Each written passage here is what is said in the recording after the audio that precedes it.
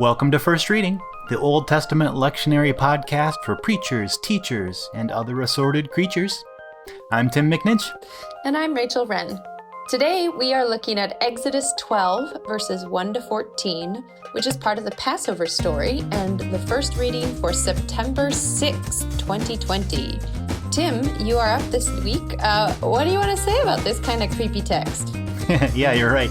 It is a bit creepy with the slaughter of the firstborn across Egypt and the Israelites huddled in their homes with lamb's blood splattered on the doorposts.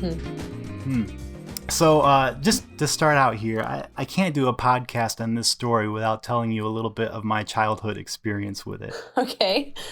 So I grew up in a kind of eccentric Christian community that really emphasized the Jewish roots of our faith. And so we celebrated Passover each year as part of our family's holiday rituals. Huh.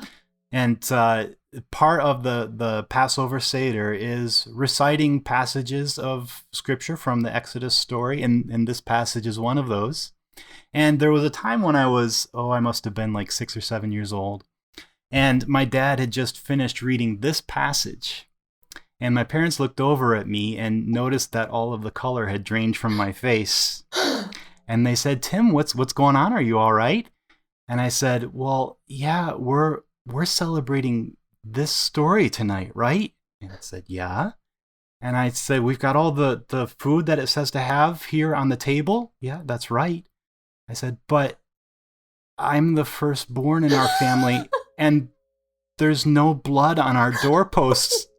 Oh no! So they explained what it means to remember this story and not to be reliving it.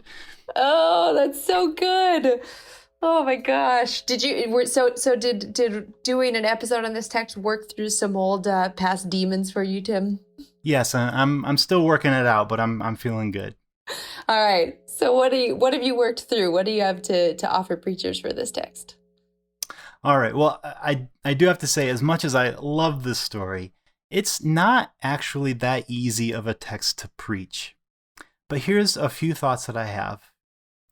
The first thing that I notice in this particular part of the story is just the level of detail in the instructions that are given for this ceremonial meal. It sounds much more like something from Leviticus than something from Exodus. Sort of like the details for the temple sacrifices. Yeah. And that makes me ask, well, why? Why are these details here? Why would it matter whether the lamb is roasted or boiled? Why would it matter whether the side salad is sweet or bitter? Why would it matter whether the bread is flat or puffy? Yeah. Why would it matter? Oh, I was hoping you were going to answer that. I don't know exactly, but I think that at least part of the point here is to set up this moment as not just a one-off sort of ad hoc meal, but as an ordered remembrance, one that can be replicated in many of its details annually by members of the community wherever they may be scattered. So prescribing the details means that families wherever and whenever through time can join up to this moment and participate in it, as if they were there themselves, receiving God's liberation. In fact, that's exactly part of the modern Passover or Pesach liturgy. That refrain, "We were there, we were there."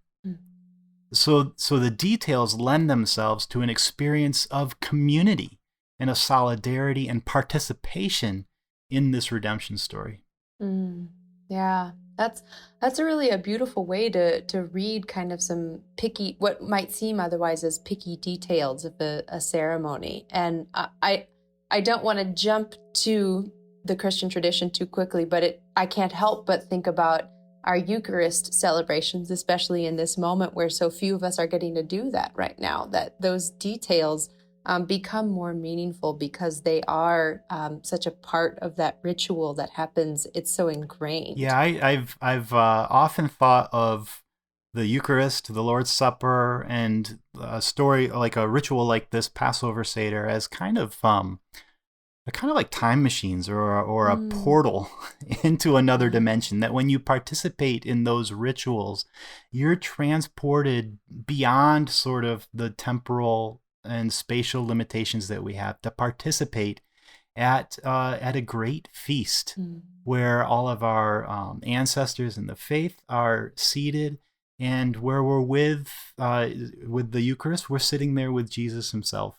Yeah. And so there's that dynamic going on in when Jewish folks participate in this story. There's a sense of not as if we were there, but we are there. We are participating. We are being liberated. So what other pitfalls or angles would you want to highlight in this passage? Well, the big preaching pitfall here, I would say, would be making light of the loss of life that's portrayed in the story. Yeah. I mean, in one sense, the Passover, followed by the parting of the Red Sea, etc., it's a big victory story for God and for the Israelites. But in another way, it's a painful story of great loss. And I guess that's actually a helpful aspect of the creepiness factor in this story. It solemnizes the pain and loss that's embedded in this story of liberation. It makes it a heavy story rather than a glibly triumphant one.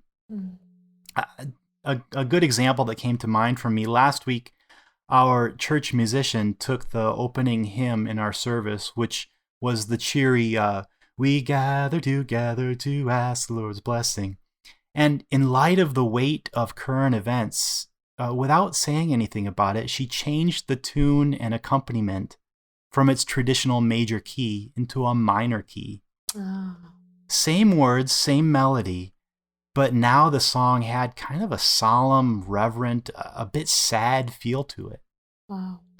And I think preaching can do the same thing with words. This is a text to preach with solemnity, not triumphalism. I think that's really beautiful, especially because there is an aspect to this story we often lose in thinking of the Israelites versus the Egyptians. We think of that as ancient.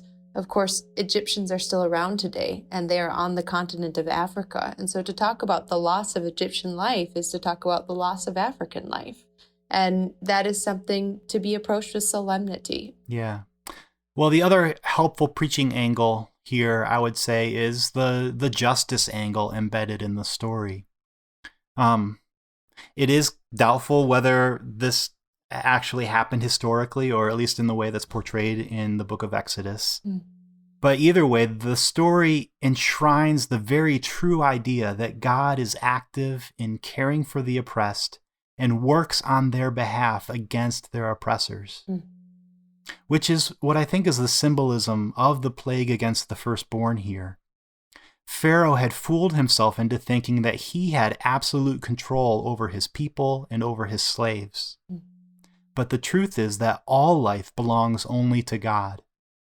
And that reality was often acknowledged in many ancient Near Eastern cultures, including Israelite, by offering the firstborn of livestock as a sacrifice to the gods, as a statement that reproduction is the business of the gods. And the Bible also suggests that the Israelites acknowledged this for human life as well, by offering an animal sacrifice on behalf of their own firstborn children.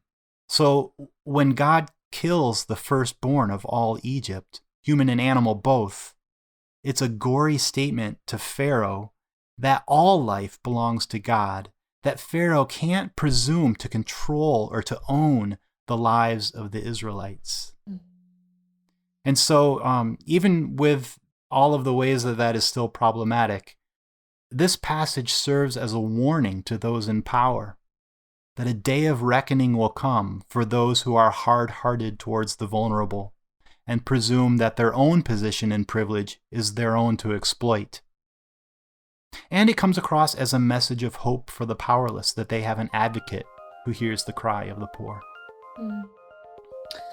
Well, thanks, Tim. I think that was really great, especially this idea of preaching this not with triumphalism, but with a recognition of all that this story entails. I think it would be a really powerful sermon to hear, so thanks for that. Sure.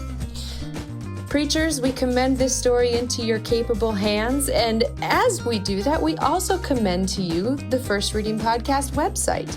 Perhaps share it on social media. Perhaps give it to your elderly grandmother who's always wanted to know more about the Bible. Or just subscribe and get new episodes as soon as they come up. Until next time, I'm Rachel Wren. And I'm Tim McNinch. Blessings to you, preachers, and to all of you other creatures. Thanks for listening.